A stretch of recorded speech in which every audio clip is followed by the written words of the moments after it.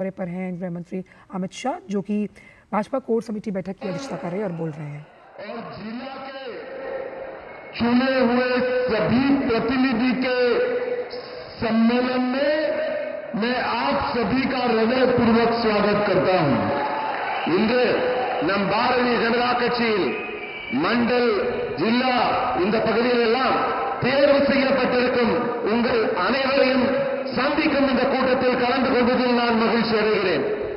मेरे साथ मंच पर उपस्थित तमिलनाडु भारतीय जनता पार्टी के प्रदेश अध्यक्ष श्री नयनार नागेंद्र जी, जिन्होंने बहुत अच्छे तरीके से पार्टी को आगे बढ़ाया, ऐसे हमारे पूर्व अध्यक्ष के अन्नामलाई जी,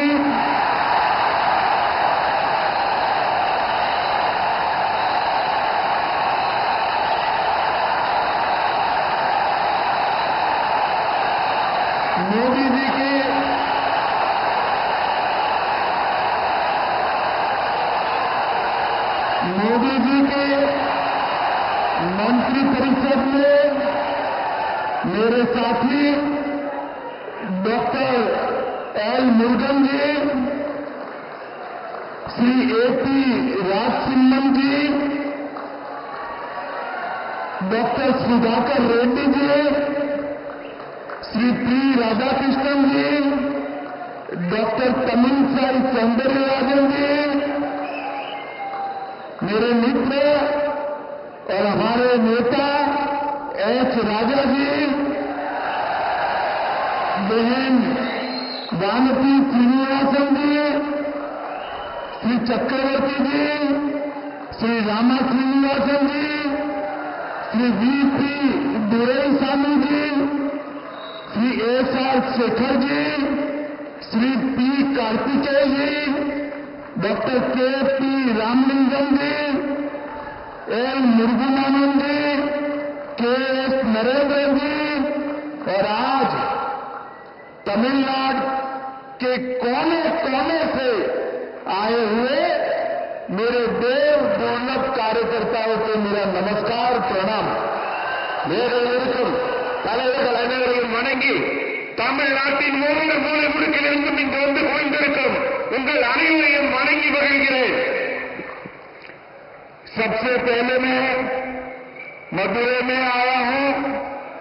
मदुरै में विराजमान मीनाक्षी अम्मन को प्रणाम कर कर मेरी बात की शुरुआत करता हूं। मदुरै मण्डल वंदोने முதலில் நான் மதுரை மீனாட்சி அம்மனை வணங்கி என் உரையை தொடங்குகிறேன்।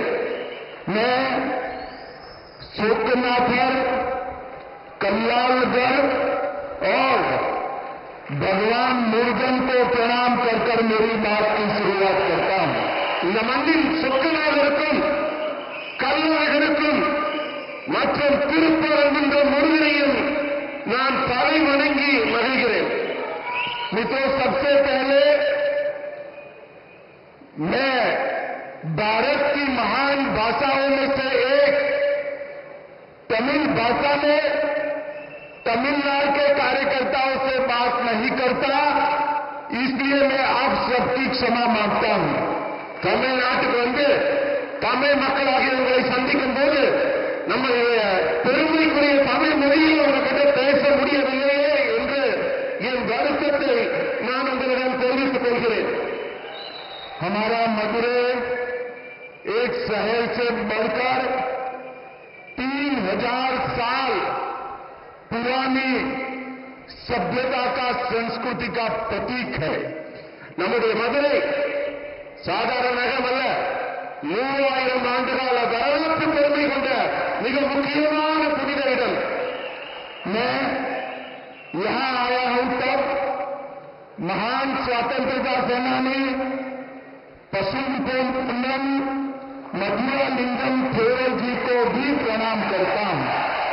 இந்த மண்ணின் நாயகராக விளங்கிய பசும்பொன் முத்துராமலிங்க தேவர் ஐயாவையும் நான் வணங்குகிறேன்। और साथ में आप सभी को अपील करता हूं, बड़ी जोर लगाकर 22 जून को मुर्गा भक्तगढ़ मनाड़ू में करता हूं। இந்த மண்ணின் நாயகராக விளங்கிய பசும் பொன் முத்துராமலிங்க தேவர் ஐயாவையும் நான் வணங்குகிறேன். और साथ में आप सभी को अपील करता हूं, बड़ी जोर लगाकर 22 जून को मुर्गा भक्तगढ़ मनाडू में जोर शोर से हिस्सा लीजिए। உங்க எல்லாரையும் கேட்டுக்கிறேன். வர ஜூன் 22ஆம் தேதி முருகனுக்கான பக்தர்கள் மாநாடு நடக்குது. அதையும் இந்த மண்ணிலே மிக சிறப்பாக நீங்கள் நடத்தி தர வேண்டுகிறேன். मित्रों, ये मदुरै कई परिवर्तनों का वाहक नगरी है। மதுரை மண் பலவிதமான மாற்றங்களுக்கு வித்திடும் மண். और मैं आज कहकर जाता हूं, हमारा एक कार्यकर्ता सम्मेलन डीएमके सरकार की पतन का कारण बनने वाला है। இன்றைக்கு இந்த மீட்டிங் உங்க எல்லார் முன்னாடியிலும் அத்தனை தொண்டர்கள் மத்தியிலும் சொல்லுகிறேன், இந்த கூட்டமும் ஒரு மாற்றத்தை உருவாக்கும். திமுக ஆட்சியை முடிவுக்கு கொண்டு வந்து வீட்டிற்கு அனுப்பும். 2026 में इस तमिलनाडु में फिर से एक बार एनडीए की सरकार बनने जा रही है। भारतीय जनता पार्टी एआईडीएमके की सरकार बनने जा रही है। உங்ககிட்ட எல்லாம் சொல்றேன், வரக்கூடிய 2026ஆம் ஆண்டு தேர்தலில் என்டிஏ கூட்டணி மிகப்பெரிய வெற்றியை பெற்று பாரதிய ஜனதா கட்சி அதிமுகவின் கூட்டணி ஆட்சி அமைக்கும். मैं रहता तो दिल्ली में हूं, मगर मेरे कान तमिलनाडु पर लगे हुए रहते हैं। நான் எந்த நாட்டின் எந்த பகுதியில் இருந்தாலும் என்னுடைய காதுகளும் என்னுடைய சிந்தனைகளும் தமிழ்நாட்டின் மேலதான் இருக்கிறது. ये मुख्यमंत्री जी कहते हैं कि अमित शाह डीएमके को नहीं हरा सकते। स्टालिन साहब, आप सही कहते हो, मैं डीएमके को नहीं हरा सकता, मगर तमिलनाडु की जनता डीएमके को हरा सकती है। இந்த நாட்டின் முதல்வர் சொல்கிறார், அமித்ஷா அவர்களால் திமுகவை தோற்கடிக்க முடியாது என்று. அவருக்கு சொல்றேன், அமித்ஷானால தோற்கடிக்க முடியாதுன்னு நீங்க சொல்றது சரிதான். ஆனா இந்த நாட்டின் மக்கள், தமிழக மக்கள் உங்களை தோற்கடிக்க இருக்கிறார்கள், காத்துக் கொண்டிருக்கிறார்கள். और मित्रों, मेरी बात याद रखना, मैं देश भर के चुनावों में हिस्सा लिया है। मैं पब्लिक की नब्ज जानता हूं, जनता की नब्ज जानता हूं। तमिलनाडु की जनता इस बार डीएमके की सरकार को उखाड़कर फेंक देगी। என்னுடைய நீண்ட கால அரசியல் அனுபவத்தில் சொல்றேன், மக்களின் நாடி துடிப்பை உணர்ந்தவனாக சொல்கிறேன். வரப்போற தேர்தல்ல தமிழக மக்கள் திமுகவை தூக்கி எறிய காத்துக் கொண்டிருக்கிறார்கள். भाई और बहनों, मैं तमिलनाडु की जनता का इसलिए आभार करना चाहता हूं कि ऑपरेशन सिंदूर के बाद हमारी वीर सेना और हमारे नेता नरेंद्र मोदी जी के समर्थन में जो तिरंगा यात्रा है तमिलनाडु में निकली है, वो देश के किसी भी हिस्से से कम नहीं है। சகோதர சகோதரிகளே, இந்த நேரத்தில் நான் உங்களுக்கு எல்லாம் குறிப்பிட்டு சொல்ல வேண்டியது என்னவென்றால், ஆபரேஷன் சிந்தூர் நம்முடைய தேசத்தின் அப்பாவி மக்கள் கொல்லப்பட்ட போது வடக்கிலே நடைபெற்ற அந்த நிகழ்ச்சிக்கு மிகப்பெரிய எழுச்சியும் மிகப்பெரிய ஆதரவும் நாட்டுப்பற்றும் தமிழகத்தில் இருந்து ஒரு ஆதரவு குரல் ஒலித்ததே, அதை நான் நினைவு கூறுகிறேன். और मित्रों, पहलगांव में आतंकवादियों ने हमारे निर्दोष नागरिकों की हत्या की,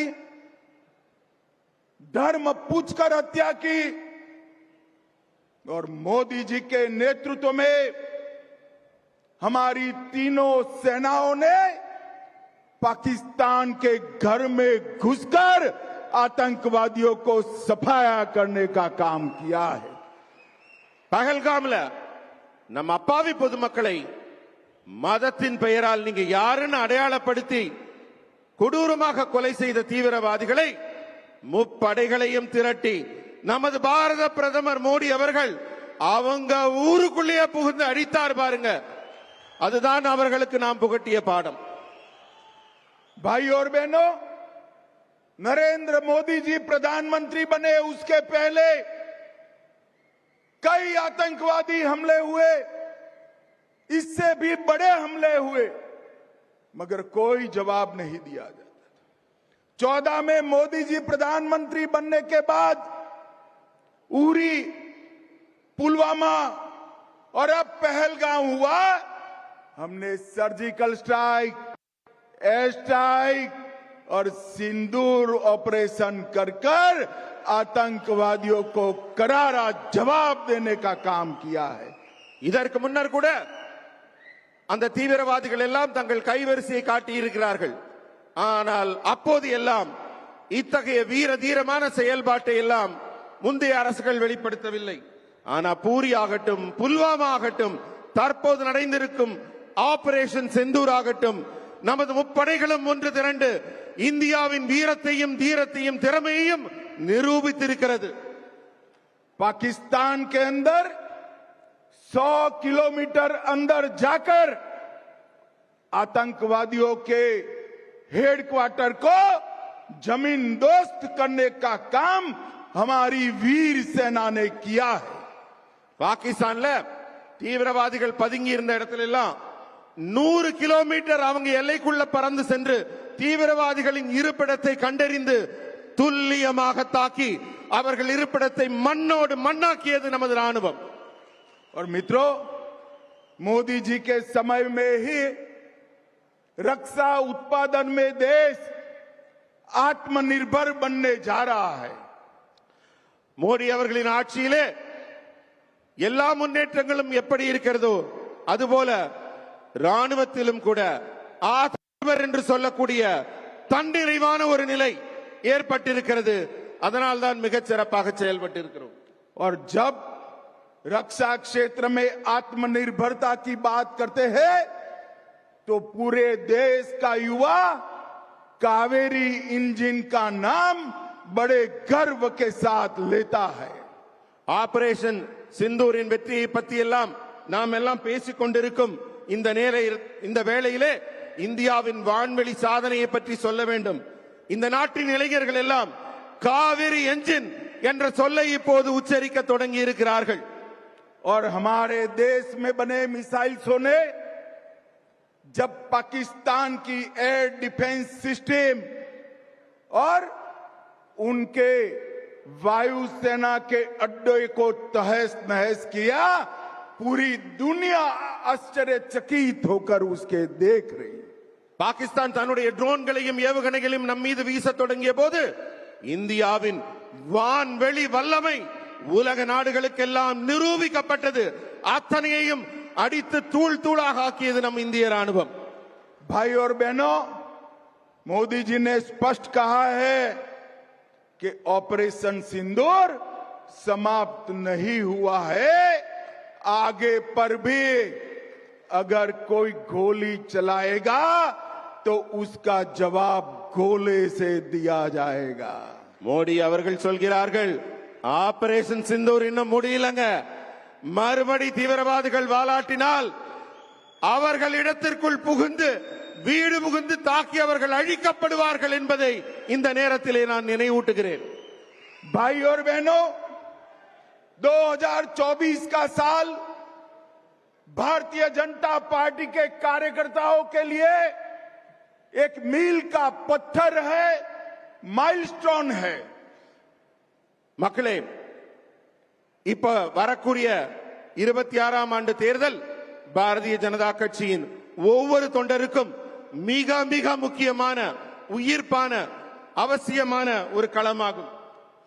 2024 में ही मोदी जी तीसरी बार इस देश के प्रधानमंत्री बने हैं, लगातार तीसरी बार. அதே போல 2024ஆம் ஆண்டும் நமக்கெல்லாம் மிக முக்கியமானது. அப்போதுதான் நமது பாரத பிரதமர் மோடி அவர்கள் மூன்றாவது முறையாக இந்த நாட்டின் பிரதமராக பதவியேற்றுக் கொண்டார். और 2024 में ही ओडिशा में पहली बार पूर्ण बहुमत की भारतीय जनता पार्टी की सरकार बनी. 2024 தான் ஒரிசா மாநிலத்தில் முழு பலத்தோட முழு மெஜாரிட்டியோட பாரதிய ஜனதா கட்சியின் ஆட்சி அங்கு அமைந்தது. हरियाणा में लगातार तीसरी बार सरकार बनी. ஹரியானாலையும் அதே போல மிகப்பெரிய வெற்றியை அங்கு மூன்றாவது முறையாக பதிவு செய்யப்பட்டது. और महाराष्ट्र में अब तक की सबसे बड़ी विजय बनाकर भारतीय जनता पार्टी की सरकार बनी. அதே போல மகாராஷ்டிராவிலும் இதுவரை இல்லாத அளவிற்கு மிகப்பெரிய வெற்றியை பாரதிய ஜனதா கட்சி பதிவு செய்திருக்கிறது. और 2025 में 27 साल के बाद दिल्ली में केजरीवाल जी को हटाकर भारतीय जनता पार्टी की सरकार बनी. அதே போல 2025 ஆண்டு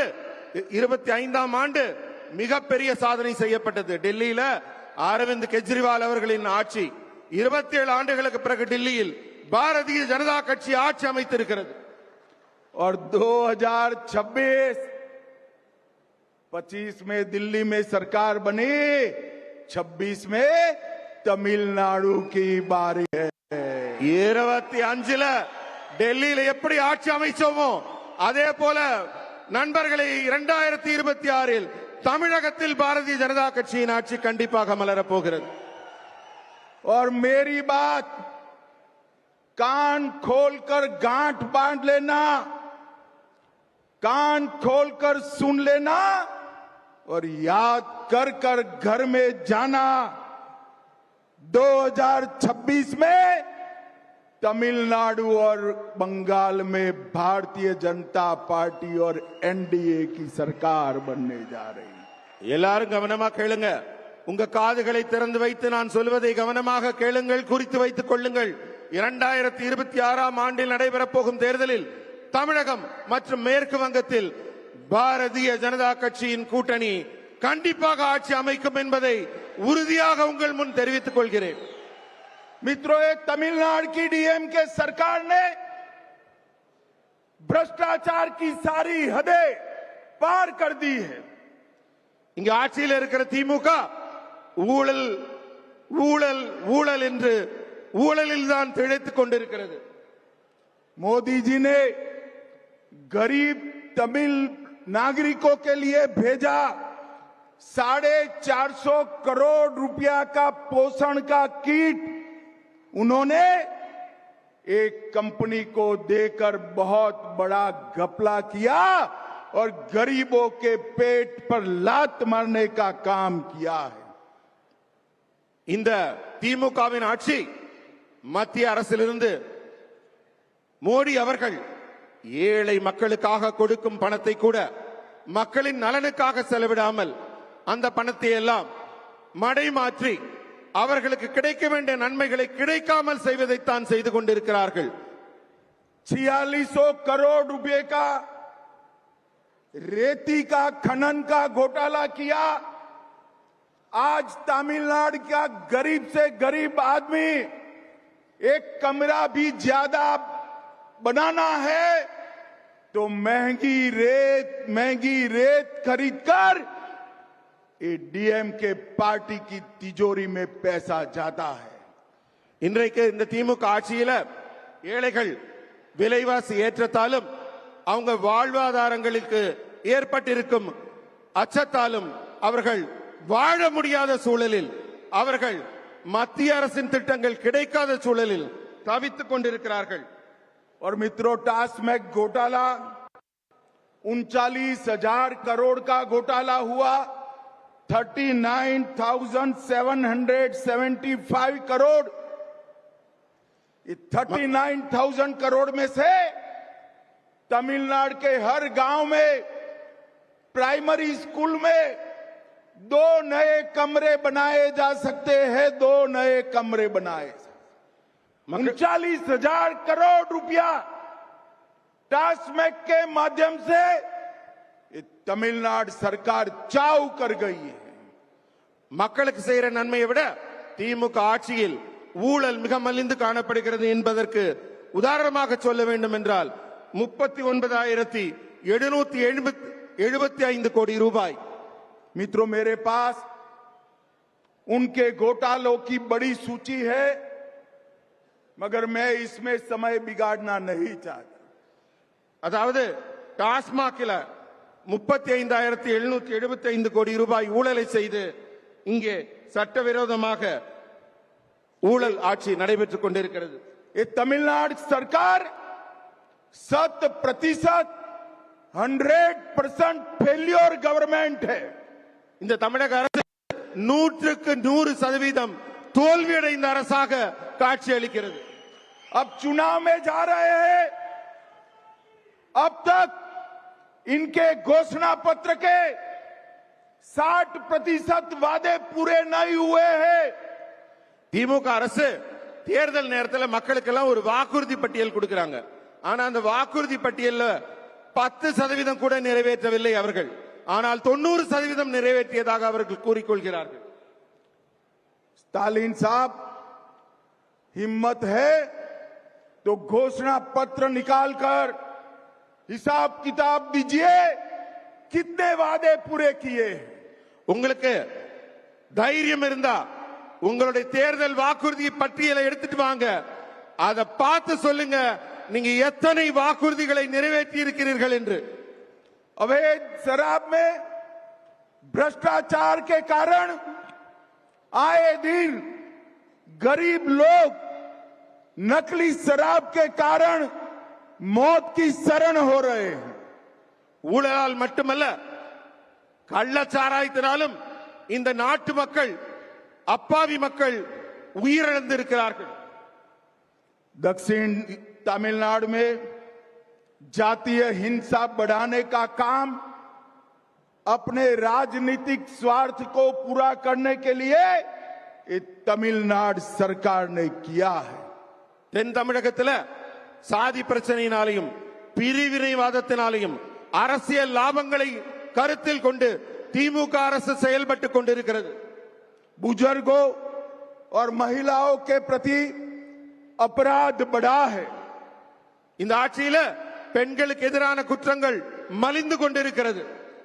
नशा तस्कर और ड्रग के माफिया तमिलनाडु के युवाओं को बर्बाद करने पर तुले हैं। இந்த நாட்டின் இளைஞர்களுக்கு வாய்ப்புகள் இல்லாமல், வேலைகள் இல்லாமல் அவர்கள் துன்பத்தில் இருக்கும் நிலைதான் தொடர்ந்து கொண்டிருக்கிறது. और तमिलनाडु सरकार में मुख्यमंत्री जी को इसकी कोई परवाह नहीं। தமிழ்நாட்டின் முதல்வருக்கு இது பற்றிய எந்த ஒரு அக்கறையுமோ கவலையுமோ கொஞ்சம் கூட இல்லை. भाइयों बहनों, तुष्टीकरण की भी हद होती है। मैं आज यहां आया हूं तब भगवान मुर्गन से जुड़ी हुई पहाड़ी को सिकंदर हिल मानने की हिम्मत ये डीएमके सरकार ने की है। 1000 ஆண்டு காலம் பழமையுள்ள நம்ம திருப்பரங்குன்றம் முருகரின் அறுபடை வீடான அந்த மலையை சிக்கந்தர் மலை என்று சொல்லக்கூடிய துணிச்சல் இந்த திமுக அரசுக்கு வந்திருக்கிறது. सालों से भगवान मुर्गन के भक्त यहां पर अपनी श्रद्धा व्यक्त करते हैं। பல ஆயிரம் ஆண்டுகளாக முருக பக்தர்கள் வழிபட்டு வந்த வழிபாட்டு தலத்தை இதுபோல அரசியல் லாபம் கருதி, பிரிவினைவாதம் கருதி இந்த அரசு செயல்படுத்தி வருகிறது. और भाइयों बहनों, मैं तमिलनाडु की जनता को करबद्ध विनंती करने आया हूं कि मुर्गा भक्तगल मनाडू में आप बढ़ चढ़कर हिस्सा लेकर इनको अपनी ताकत का परिचय कराइए, भक्तों की ताकत का परिचय कराइए। நான் உங்ககிட்ட எல்லாம் அன்போடு வேண்டிக் கொள்வதெல்லாம் வர ஜூன் 22ஆம் தேதி முருக பக்தர்கள் மாநாடு நடக்குது. நீங்க ஒவ்வொருவரும் பெருந்திரளாக கலந்து கொண்டு நம்மளுடைய ஒற்றுமையையும் வலிமையையும் அந்த மாநாட்டில் காட்ட வேண்டும் என்று கேட்டுக்கொள்கிறேன். मैं फिर से एक बार तमिलनाडु सरकार से मेरी मांग दोहराता हूं कि मेडिकल और इंजीनियरिंग की पढ़ाई में जल्द से जल्द तमिल भाषा का प्रवेश हो और मेडिकल और इंजीनियरिंग की पढ़ाई तमिल भाषा में की जाए। நான் தமிழக அரச ஒவ்வொரு முறை வரும்போதும் நினைவூட்டுகிறேன். தமிழ்நாட்டில் தமிழ் தமிழ் என்று பேசிக் கொண்டிருக்கும் நீங்கள் பாடத்திட்டத்தை ஏன் தமிழில் செய்ய மறுக்கிறீர்கள்? உயர் கல்வி அனைத்தையும் தமிழில் செய்வதற்கு என்ன தடை இருக்கிறது? விரைவில் நான் தமிழக அரசை கேட்பதெல்லாம் இன்ஜினியரிங் பாடத்திட்டம் உடனடியாக தமிழில் இயற்றப்பட வேண்டும். और भाइयों बहनों, मैं आज स्टालिन जी को ये भी अपील करने आया हूं। हमारे मोदी जी ने सेंगोल को संसद में स्थान देकर पूरे तमिलनाडु का सम्मान किया है। कभी मोदी जी को एक धन्यवाद का पत्र लिख देना भाई। நான் ஸ்டாலின் அவர்களை கேட்கிறேன், தமிழ்நாட்டின் மரபு சின்னமான மன்னர்கள் கையாண்ட அந்த செங்கோலை நாட்டின் உயர்ந்த இடத்திலே கொண்டு சென்றாரே நம் பாரத பிரதமர் மோடி அவர்கள், அவர்களுக்கு நீங்கள் ஒற்றை வரியாவது தமிழ் மரபை உயர்த்தி பிடித்த மோடி அவர்களுக்கு நன்றி சொன்னீர்களா? भाइयों बहनों, जब मोदी जी प्रधानमंत्री बने, देश की अर्थव्यवस्था इकोनॉमी 1.9 ट्रिलियन की थी और आज 11 साल में इसको 4.19 ट्रिलियन की और दुनिया का चौथे नंबर का अर्थतंत्र आज हम बन चुके हैं। मोदी जी ने विकास कैसे होता है इसका एक उदाहरण साबित किया है। மக்களே, இந்த மோடி அவர்களின் ஆட்சி உருவான பிறகு இந்தியா தொடர்ந்து வளர்ச்சி பாதையிலே பயணித்துக் கொண்டிருக்கிறது. இந்த சாதனைகளின் உச்சமாக 11 ஆண்டுகால ஆட்சியிலே மோடி அவர்கள் ஆட்சியில் இந்தியாவின் भाइयों बहनों, स्टालिन जी हर बार कहते हैं कि आपने तमिलनाडु को क्या दिया। स्टालिन साहब, यूपीए की सरकार 10 साल चली। यूपीए सरकार ने तमिलनाडु को 10 साल में 1,53,000 करोड़ रुपया दिया और भारतीय जनता पार्टी की सरकार ने 10 साल में 6,80,000 करोड़ रुपया दिया। 6,80,000 करोड़। 10 ஆண்டுகள்ல மோடி அவர்கள் ஆட்சியில 4.19 ட்ரில்லியன் வளர்ச்சியை கண்ட நம்மளுடைய பாரதம் இதுக்கு முன்னாடி எப்படி நடந்தது யூபிஏ ஆட்சியில எண்ணி பார்த்தால் 10 ஆண்டு கால ஆட்சியில யூபிஏ அரசு தமிழ்நாட்டுக்கு கொடுத்த பணம் 1,53,00,000 ரூபாய் மட்டுமே. 10 வருஷத்துல 1,53,000 கோடி மட்டுமே.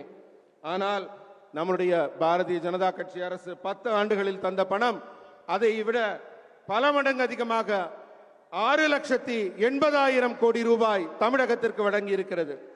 और इसके अलावे रोड्स के लिए 63,000 करोड़, रेलवे के लिए 77,000 करोड़ और एयरपोर्ट के लिए 3,500 करोड़ रुपया देने का काम किया।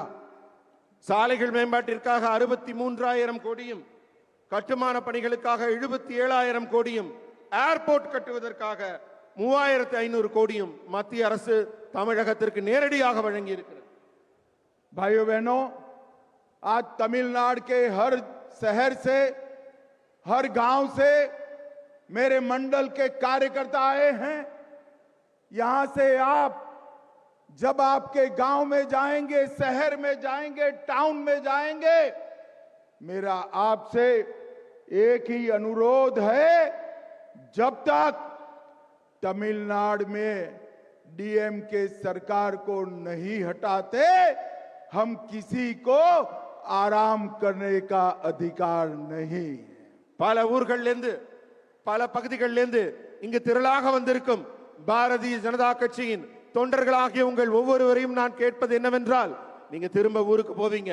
உங்களுடைய எண்ணம், உங்களுடைய சிந்தனை, உங்களுடைய செயல்பாடு எல்லாம் எப்படி இருக்க வேண்டும் என்றால், திமுக ஆட்சியை எப்படி அகற்றப் போகிறோம், எப்போது அகற்றப் போகிறோம், என்ன செய்ய வேண்டும் என்ற சிந்தனையில் நீங்கள் தொடர்ந்து இருக்க வேண்டும்.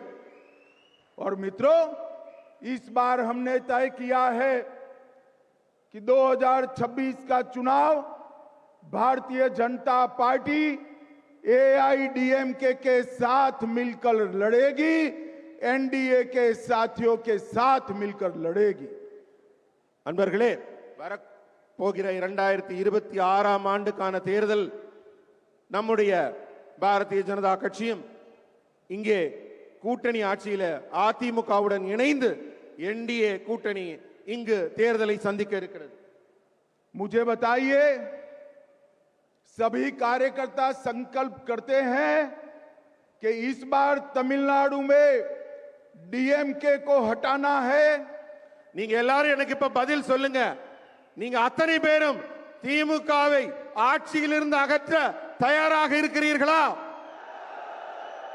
तो मेरे साथ जोर से दोनों हाथ उठाइए.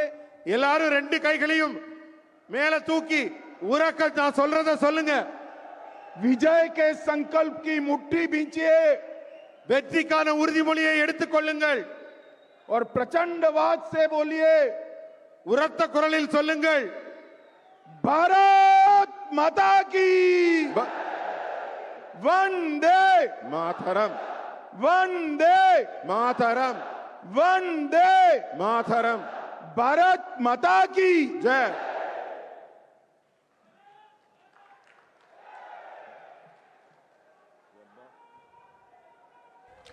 जो तमिलनाडु के दौरे पर हैं